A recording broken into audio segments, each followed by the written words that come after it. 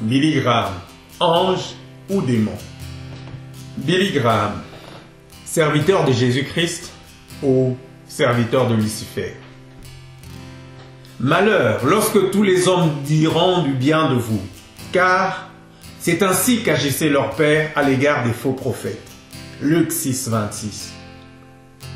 En ce jour où l'on assiste aux funérailles du célèbre téléévangéliste Billy Graham, une personnalité importante du monde chrétien en général, des églises protestantes, évangéliques et œcuméniques, c'est lui qu'on a appelé les pasteurs de l'Amérique, les conseillers de presque tous les présidents américains depuis son avènement comme évangéliste populaire en Amérique. L'homme qu'on a considéré comme l'évangéliste des renommées mondiales. Celui devant qui s'ouvraient toutes les portes des pays et gouvernements du monde, même à l'époque où l'Amérique était soi-disant en conflit politique avec ces pays. Quelqu'un a dit de Billy Graham qu'il était l'homme le plus grand que notre terre n'ait jamais connu après Jésus-Christ. Billy Graham est celui qui a été décrit dans le monde comme étant le plus grand pasteur pour le XXe siècle et un brillant communicateur. Juste par tous ces qualificatifs et titres d'honneur, vous pouvez vous-même vous faire l'idée de celui dont tous les médias, hommes d'église et grands de ce monde pleurent en ce temps. Cependant, cet homme dont le monde entier fait tant d'éloges en ce moment de sa mort et de ses funérailles, celui dont on nous présente aujourd'hui comme ayant été un fervent serviteur de Dieu et presque comme un saint, était-il vraiment ce qu'on a bien voulu nous faire croire?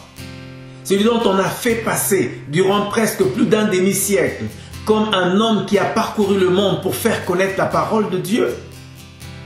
Mais, sans nous en tenir à la propagande médiatique et à la manipulation des masses, nous allons aujourd'hui écouter un autre son de cloche. Nous écouterons d'autres personnes, chercheurs, enquêteurs, hommes d'église, peut-être une minorité, mais plus avisés que la majorité de ceux qui en font des éloges dans les médias ou dans le milieu chrétien contrôlé par le système dans lequel ils se sont engagés pour les intérêts de ce monde.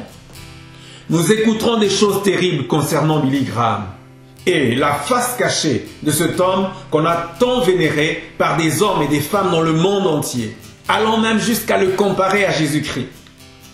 Voici un homme qui était très considéré par des milliers de chrétiens et les hommes de toute obédience à travers le monde.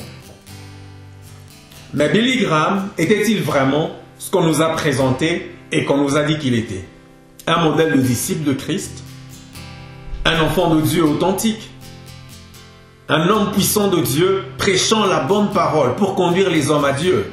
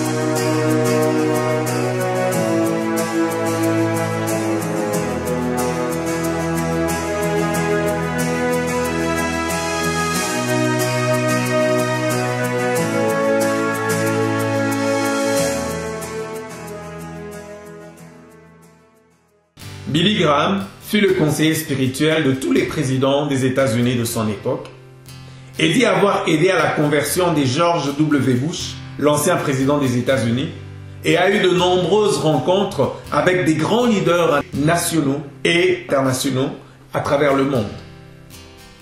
Et pourtant, une petite recherche sur la toile, vous trouverez de nombreux ouvrages qui malheureusement, la plupart sont en anglais.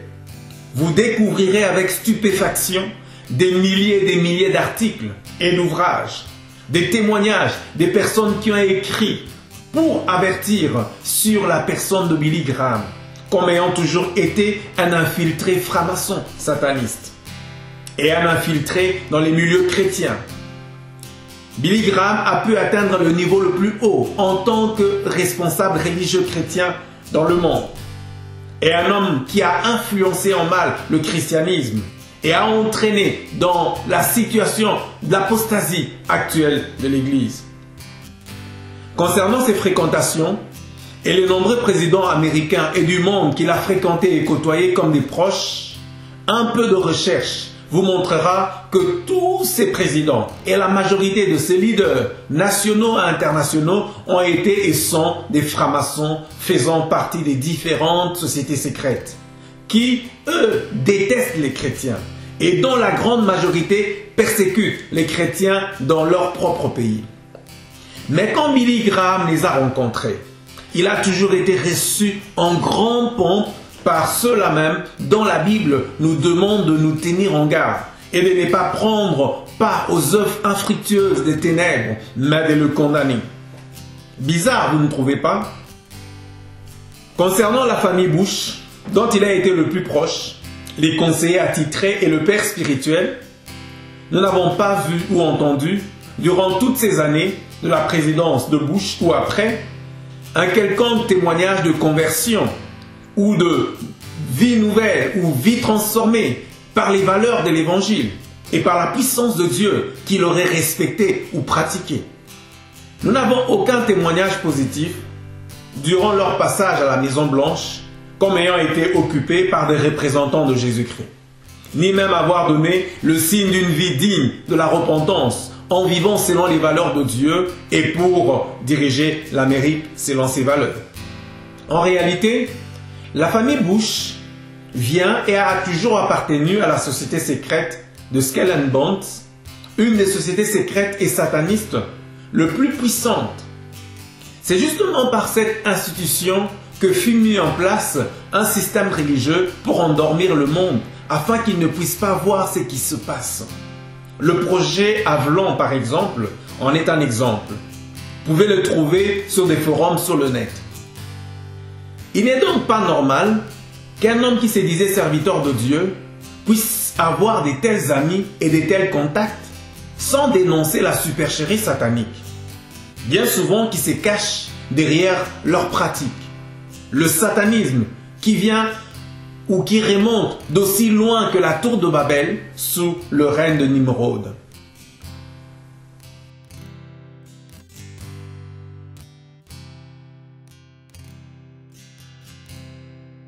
Sur quoi le chrétien se base-t-il pour dire que Billy Graham était des leurs? Le fait de dire que l'on est chrétien ne fait pas de nous un chrétien pour autant.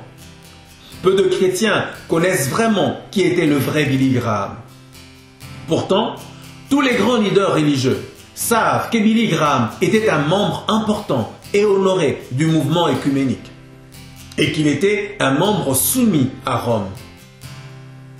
Or, les chrétiens ne savent pas ces choses et plusieurs pasteurs ne savent même pas qu'ils sont depuis longtemps sous la coupe du Conseil mondial des églises. Un mouvement œcuménique mondial préparant l'avènement de l'Antéchrist, dont sous la domination du pape, comme étant le faux prophète et pour le règne de la bête. Il s'avère selon toutes ces sources et témoignages que Billy Graham n'était autre qu'un agent de Lucifer, ou, comme je l'appelle dans mes vidéos de la série, l'infiltration du protestantisme par des satanistes, occultistes et doctrines démoniaques, ou encore le cheval de Troie. Je vous conseille de suivre cette série assez importante en information et avertissement du Seigneur pour votre salut. Cliquez ici si le lien existe déjà, ou voyez sur notre playlist, ou encore cliquez sur la cloche pour être averti à chaque publication de nos nouvelles vidéos. La Bible nous dit d'éprouver les esprits. C'est ce que nous allons faire par cette enquête. Ce que je vous soumets, on le sait depuis longtemps, il y a quelques années déjà. Plusieurs enfants de Dieu qui nous disent ce que nous rapportons ici ont énormément lu sur Billy Graham. Ils ont lu la majorité des livres qui circulent dans les milieux évangéliques ou de ce qui est véhiculé de l'autre côté pour nous faire accepter l'inacceptable. Ils ont aussi passablement fouillé sur Internet ou récolté des témoignages. Je sais que beaucoup vont me détester. Et peut-être certains arrêteront de regarder cette vidéo. Mais je vous encourage à regarder jusqu'à la fin pour avoir des preuves sur ce que j'avance. Je sais aussi que de rumeurs de toutes sortes circuleront peut-être sur moi, afin de me discréditer. Ne vous en faites pas, j'en ai l'habitude. L'ennemi de Jésus-Christ n'aime pas ceux qui se battent pour la vérité. Il utilisera tout ce qu'il peut trouver ou inventer afin de discréditer celui qui veut marcher dans la vérité. Mais pour moi, il y a des choses pour lesquelles je me suis toujours battu et que je ne transige pas. La justice et la vérité ont toujours été les bases et la poursuite de ma vie, sans craindre la mort. J'en ai déjà vu de toutes les couleurs, même jusqu'à perdre mes enfants que je ne vois plus aujourd'hui à cause de la stratégie satanique et des agents sataniques et de la diffamation et de la persécution. Mais aujourd'hui, plus que jamais, la justice et la vérité sont bafouées de manière inimaginable dans le monde, et tout particulièrement dans le milieu dit chrétien. Mais la réalité, c'est que les milieux chrétiens sont devenus aujourd'hui autre chose, sinon que des repères des démons et des synagogues de Satan. Le peuple de la terre est de plus en plus écrasé, détruit, bombardé avec la complicité de la fausse église, mais qui pourtant exhibe en grande pompe ses acquis ou sa richesse.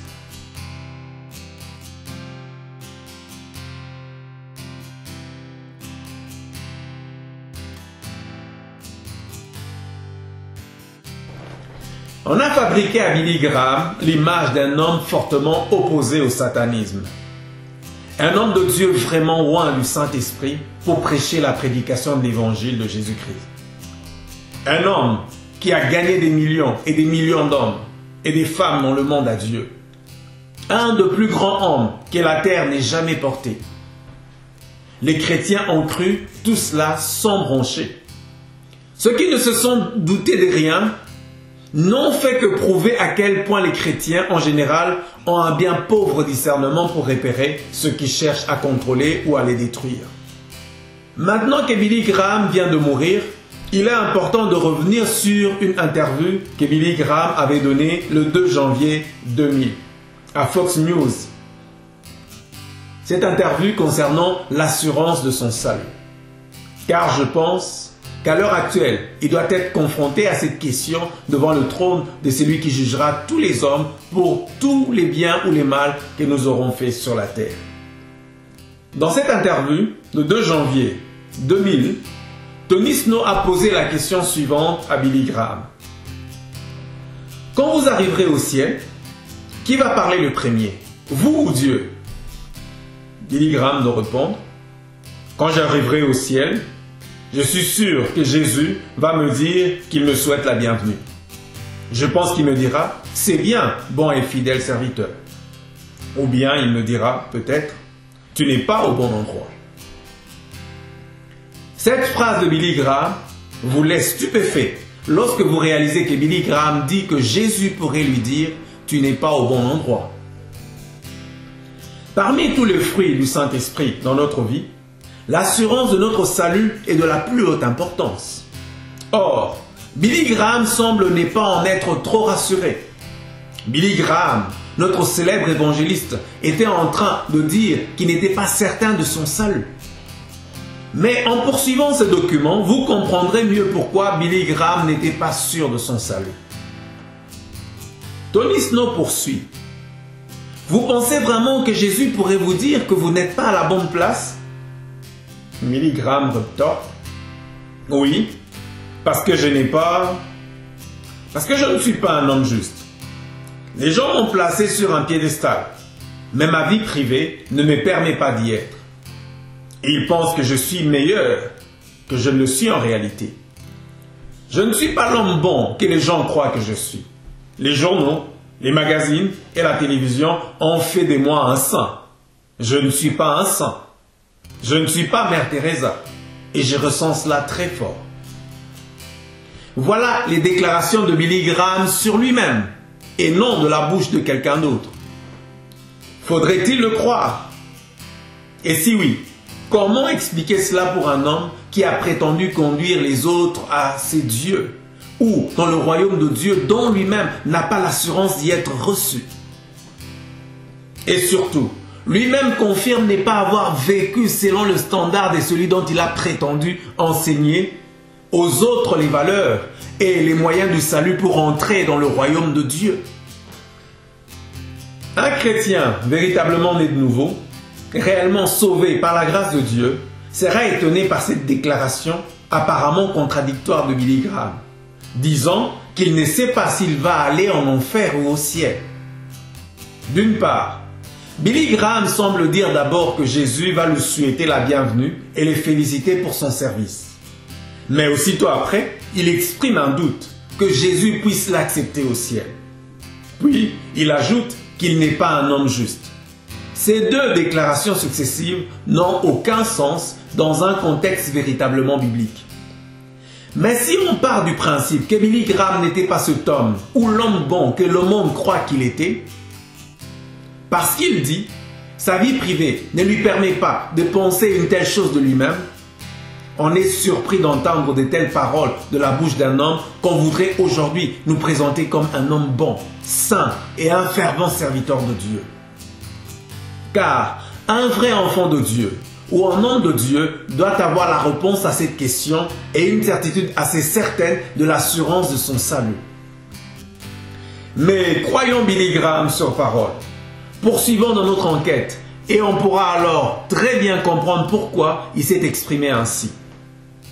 S'il est confirmé que Billy Graham était un franc-maçon, ces déclarations peuvent alors parfaitement devenir claires.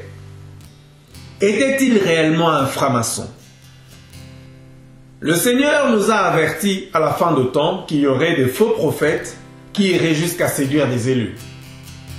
Par les différentes enquêtes, témoignages ou les paroles de Billy Graham lui-même ou de ses proches, il s'avère que Billy Graham était un de ceux qui se sont infiltrés dans le corps de Christ à travers les siècles pour en détruire la nature et ouvrir la porte à l'Antéchrist afin de le faire adorer à la place du vrai Christ. Mais toutes les preuves apportées durant toutes ces nombreuses années, la grande majorité de chrétiens qui se disent être nés de nouveau et qui devraient avoir l'Esprit Saint et l'Esprit de discernement ne veulent cependant pas s'arrêter pour vérifier si les avertissements que leur donne concernant la séduction de l'Antéchrist et la participation active de Billy Graham dans cette œuvre de l'infiltration de l'Église étaient une réalité. Et pourtant, en refusant de prendre garde et d'écouter les sentinelles de Dieu qui ont lancé toutes sortes d'avertissements, aujourd'hui, l'Église se retrouve dans le sommeil spirituel et un sommeil des plus terribles. Et la majorité est dans la mort. Le Seigneur nous avait avertis pourtant qu'il en serait ainsi. Le rejet de la presque totalité de ce qu'on appelle l'Église aujourd'hui ne fait que confirmer la rébellion et l'aveuglement des milliers de personnes qui ne peuvent pas accepter l'idée que l'ennemi ait pu infiltrer l'Église de Jésus. Dans l'Ancien Testament, pourtant, il nous est rapporté plusieurs exemples que le peuple de Dieu s'était laissé berner par de faux leaders spirituels et que les pires abominations étaient commises dans les temples de Dieu par ces derniers. Ils avaient embrassé les doctrines, les mystères de Babylone ou du satanisme. C'est ce qui se passe actuellement dans la fausse église de ce temps de la fin. L'abomination de la désolation a déjà pris place dans le temple du Seigneur, autrement dit l'église. Votre théorie du troisième temple est une fabrication de la franc-maçonnerie. Des hommes comme C.S. Scofield ont été financés pour écrire leurs commentaires comme dans sa Bible qui porte son nom, et il a répandu toutes ces théories hérétiques au sein de tout le christianisme. Tout comme l'avaient fait les Juifs avant la venue de Jésus-Christ, leur théorie du Messie conquérant qui allait venir pour les délivrer du joug romain, alors que la Bible enseignait un Messie spirituel. Bref, revenons à Billy Graham. Le Seigneur nous a enseigné à analyser et à discerner toutes choses. Ce que les chrétiens ne font pas dans la très grande majorité. Le contrôle de Satan sur notre planète s'exerce en partie par l'intermédiaire des responsables religieux. Les médias les plus influents ont conditionné les chrétiens pour leur faire croire que Billy Graham était un grand prophète de Dieu. Ces médias nous répètent depuis des années que Billy Graham est l'homme le plus respecté de tous les États-Unis. Il se peut aussi que le pourcentage de popularité cité par les médias soit grossi artificiellement. Plusieurs études ont prouvé que l'élite dirigeante trafiquait les sondages pour manipuler l'opinion. Les médias sont capables de créer des convictions dans le public. Ces convictions sont même si fortes qu'il devient presque impossible de déprogrammer les gens. Ce qu'ils voient à la télévision devient pour eux la vérité absolue.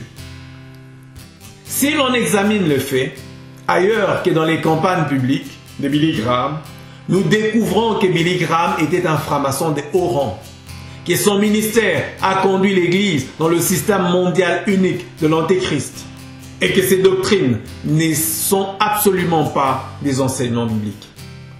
Billy Graham est celui qui a amené le monde évangélique sous la coupe du nouvel ordre mondial religieux. Et personne dans les églises aujourd'hui ne dit rien. Vous préférez plutôt croire que cet homme était un homme de Dieu parce qu'il était aimé et accepté de tous. Jésus-Christ n'a-t-il pas plutôt dit qu'on vous persécutera, qu'on vous détestera à cause de son nom? Il n'a pas parlé de devenir une vedette d'Hollywood. Mais Billy Graham a été plébiscité et rendu célèbre à coups de milliers de dollars par l'argent des services secrets américains pour contrôler le monde protestant dans sa totalité. Billy Graham est aujourd'hui non seulement pour les chrétiens, mais pour les grands de ce monde, un homme vénéré. Remarquez les gens avec qui Billy Graham s'est tenu ou a côtoyé depuis toutes ces années.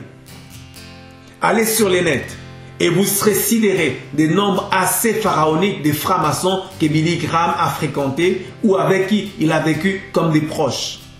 Tous des gens qui travaillent ou qui ont travaillé à la destruction du monde depuis des années et des années. Tous ceux qui ont été présidents du temps où Billy Graham était en service étaient ou sont tous des travailleurs acharnés pour la destruction du christianisme et des peuples du monde. Et pourtant, Billy Graham a continué à les fréquenter, le soutenir et ne disait rien pour dénoncer leur acte criminel. Ni lui, ni ses successeurs qui ont toujours leur entrée à la Maison Blanche. Billy Graham et ses petits amis chrétiens œcuméniques ne vous ont pas mis en garde contre ce qui s'est tramé depuis des siècles contre les véritables enfants de Dieu ou contre le peuple de Dieu en général. Ce qui a pris aujourd'hui des proportions planétaires, c'est là avec le soutien de l'administration états-unienne et des hommes comme Rick Warren, Schuller en son temps, des centaines de leaders religieux rattachés au Conseil mondial des églises pour mettre en application les plans d'extermination des peuples et la corruption et l'infiltration du véritable peuple de Dieu. Dans les maximes des jésuites, il est clairement fait mention de la destruction des vrais croyants en Jésus-Christ comme un objectif en soi. C'est que poursuivent les francs-maçons et les différentes sectes à caractère mystique, ésotérique ou satanique. Vous n'avez aucune idée de ce que cet homme qu'on célèbre aujourd'hui, au moment de sa mort, a fait pour garder l'Église endormie et dans la distraction en face de cette réalité du mysticisme actuel qui a pris place depuis quelques décennies dans la soi-disant Église chrétienne. Billy Graham était complètement en accord avec le principe de la Charte des Nations Unies, loi de Karl Marx, société complètement occulte et contrôlée par le système de la bête. Les Nations Unies qui ont comme Dieu non pas le grand je suis, mais le Dieu Zeus ou Lucifer. Billy Graham a soutenu à 100% les programmes pour une nouvelle gouvernance internationale sous l'autorité des Nations Unies. Quel blasphème envers notre Seigneur et notre Roi. Par sa prise de position Il a dit être d'accord avec ces génocides de l'avortement qui ne cesse d'augmenter de jour en jour, qui est maintenant protégé par les droits de l'homme au niveau international sous les déguisements des lois satanistes. À l'heure actuelle, les véritables enfants de Dieu sont considérés comme des gens qui prônent la haine. Même parmi nos frères qui se disent chrétiens, les plus proches, c'est là parce que nous n'adhérons pas à ce monde de fausse paix et de fausse unité. On s'applique maintenant sous toutes sortes de lois et de réformes à museler les enfants de Dieu comme des dangereux criminels. Les Nations Unies ne veulent plus de la Bible. On l'a remplacée par la Charte des Nations. Et tous ceux qui refusent de reconnaître cette Charte des Nations comme vérité absolue et immuable seront arrêtés et purement éliminés par les moyens les plus extrêmes pour plusieurs. Rappelez-vous les inquisitions du passé. Vous aurez une petite idée de ce qu'ils sont en train d'accomplir et de planifier à l'heure où je vous parle. Cette persécution et cette tuerie est aujourd'hui menée ou accomplie avec toutes les nouvelles technologies qu'on met en place. Je ne sais pas combien de personnes verront cette vidéo, combien d'enfants de Dieu ou ceux qui cherchent Dieu réellement auront la possibilité d'accéder encore à la vérité, même légèrement sur le net.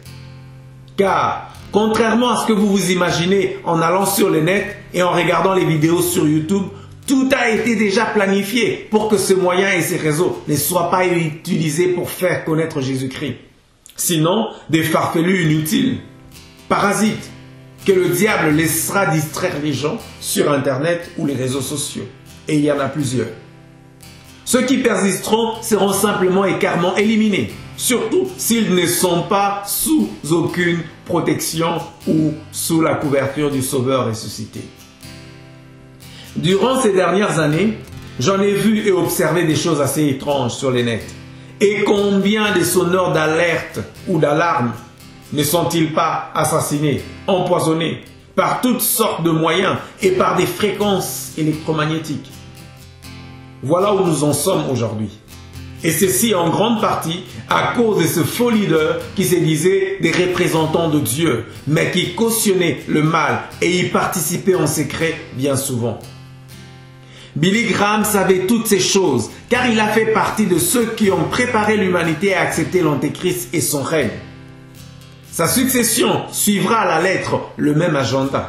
Et cela, personne ne le voit et personne ne veut en parler. La question de l'appartenance de Billy Graham à la franc-maçonnerie.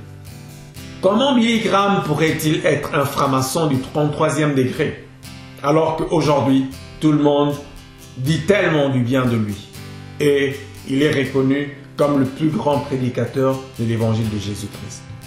Un certain nombre de personnes ont attesté, au cours des conversations fortuites, que Billy Graham était un franc-maçon de 33e degré. Parmi ces personnes figure un dirigeant de la CIA, un membre du Conseil national de sécurité qui était opposé au nouvel ordre mondial et divers francs-maçons. Nous pouvons considérer les révélations accidentelles comme des preuves fortuites, car ceux qui les ont entendues ne devaient pas normalement les entendre.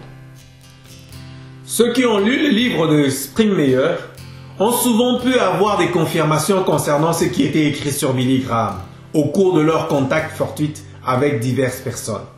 Et ce sont ces documents et livres que nous avons utilisés pour notre dénonciation. De nombreux anciens francs-maçons ou des anciens satanistes convertis, tous attestent que Billy Graham était un franc-maçon du 33e degré. Et vous devez comprendre que les loges maçonniques travaillent en étroite collaboration avec les Illuminati. Pour que les adeptes du satanisme puissent progresser dans leur hiérarchie, ils sont obligés par leurs dirigeants de devenir des francs-maçons. Ils reçoivent alors un enseignement sur les symboles et religions à mystère. Les loges maçonniques ont recours à des esclaves sexuels du programme monarque pour certains rituels d'Égypte ou de la magie ancienne. Certaines périodes ou certains aspects de la vie de Billy Graham ont été intentionnellement gardés secrets par les Illuminati. Parce que Billy Graham était une personnalité essentielle pour les Illuminati et pour leur plan satanique préparant la manifestation de l'Antéchrist et du nouvel ordre mondial. Quand Billy Graham a rejoint une loge maçonnique en 1948, selon les premières traces, les francs-maçons ont délibérément caché cet événement bien plus soigneusement que pour n'importe quelle autre personnalité. Pour quelle raison? Normalement, les francs-maçons ne doivent pas se dévoiler. Mais cela devient absolument essentiel quand il s'agit d'un Illuminati de haut rang. Pour les Illuminati, Billy Graham représentait une clé importante parmi toutes celles qui leur permettent de dominer et de contrôler les systèmes religieux mondiaux. C'est aussi pour cette raison que les francs-maçons ont gardé secrète l'appartenance à leur organisation des hommes comme Charles T. Russell, le fondateur des Témoins de Jéhovah. Il en est de même pour l'appartenance de la franc-maçonnerie de prophètes mormons ou encore l'affinité de William Marion Branham avec la franc-maçonnerie ou le Ku Klux Klan. Les francs-maçons prennent un soin extrême à ne pas révéler l'identité de leurs membres le plus important. Même quand ceux-ci prétendent les combattre ouvertement. Tout cela sont souvent que des comédies ou des manipulations théâtrales organisées pour endormir le peuple. Nous préférerions disposer d'un certificat de membre attestant que Billy Graham était bien un franc-maçon. Mais aucune preuve ne serait suffisante pour convaincre ceux qui ne veulent pas le croire. Nous nous appuyons sur des faits qui sont bien documentés.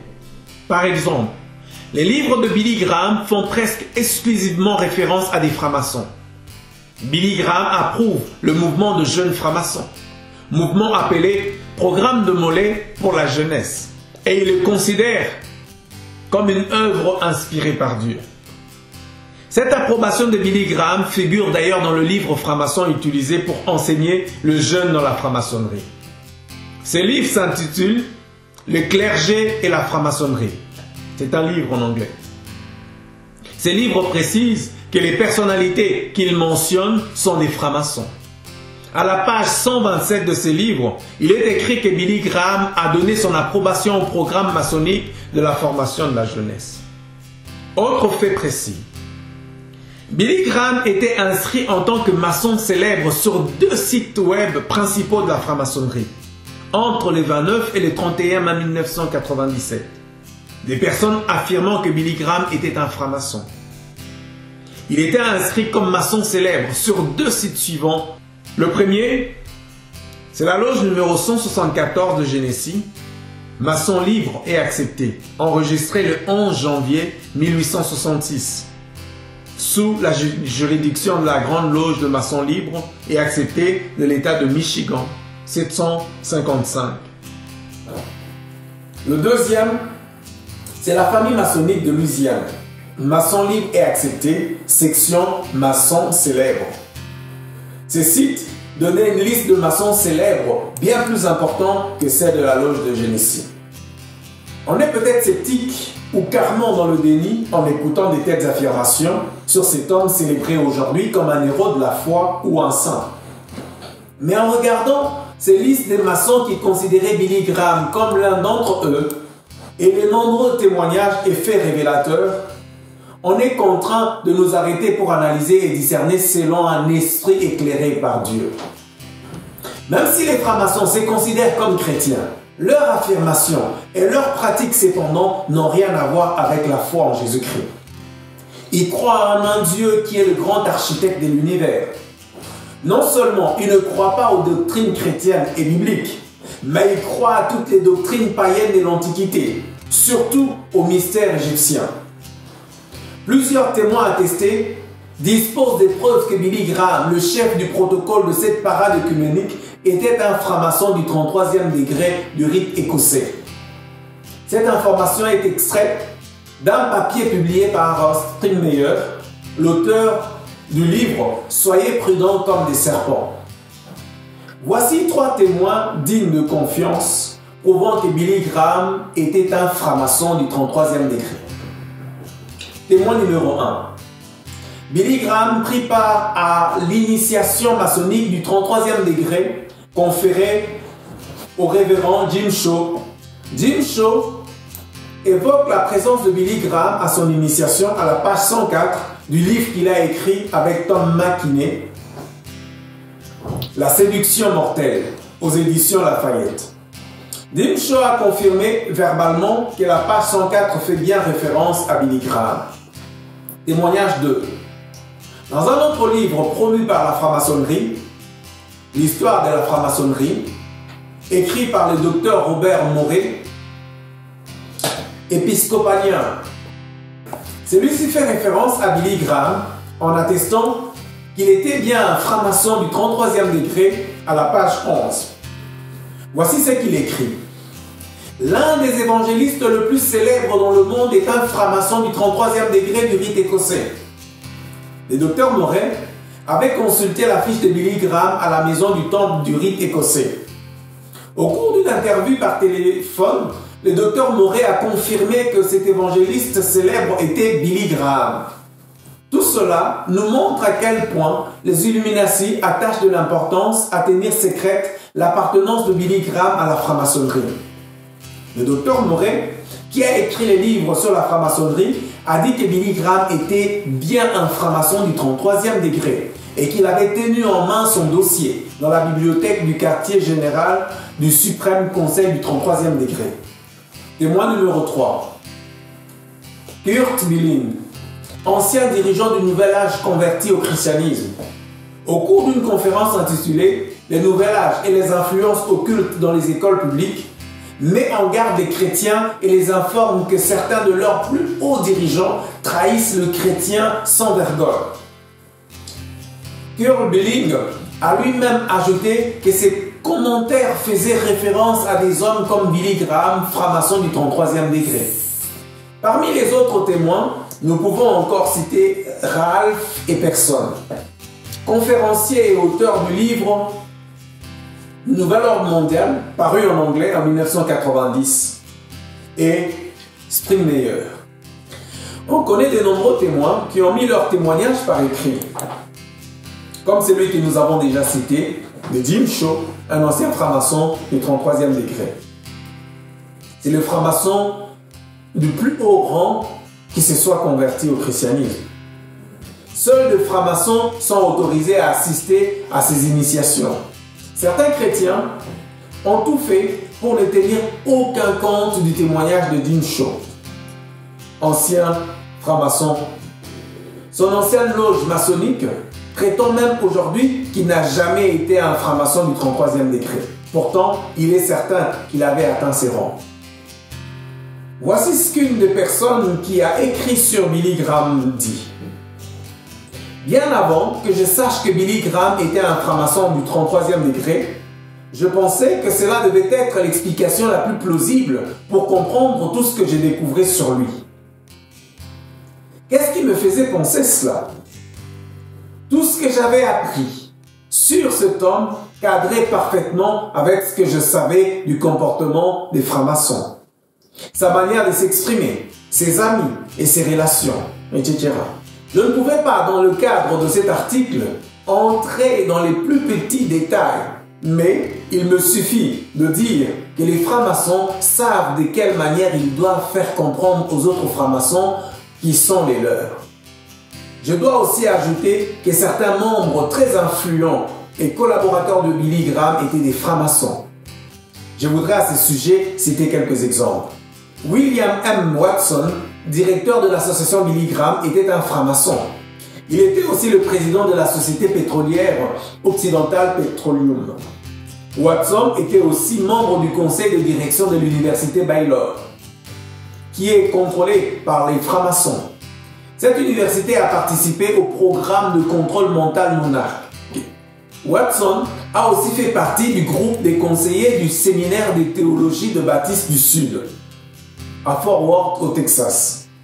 David McConnell, autre directeur de l'association Billy Graham, était aussi un franc-maçon. Il a aussi été ambassadeur des États-Unis aux Nations Unies en 1968 jusqu'en 1969. Arthur Lee Maroli, co-président du comité consultatif des croisades de Billy Graham pour la croisade de Saint-Louis en 1973, était un franc-maçon du 32e degré et diacre dans l'église des Baptistes du Sud.